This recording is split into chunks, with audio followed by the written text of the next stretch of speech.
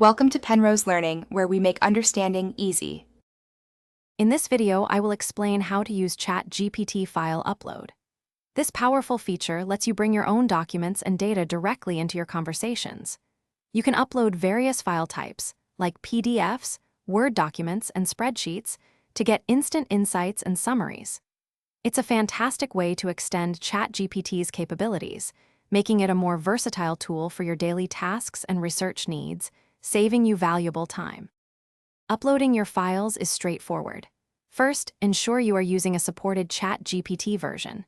Then, locate the paperclip icon, usually found near the message input box. Click it, browse your computer, and select the document you wish to upload. ChatGPT can handle files up to 50 megabytes, so feel free to upload substantial documents.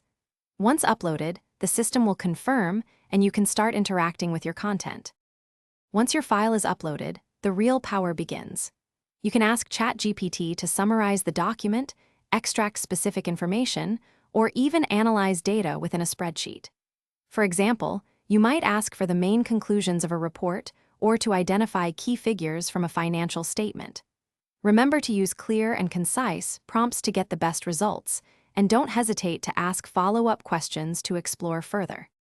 To maximize your experience, always ensure your uploaded documents are well formatted and legible.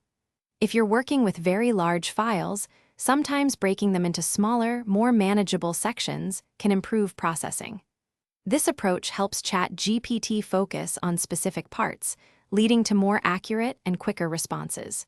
Before we wrap up, remember to check the description below for a link to *The Simple Path to Wealth* and other helpful resources that can further enhance your knowledge. Thanks for watching. If this was helpful, leave a like and consider subscribing. See you next time.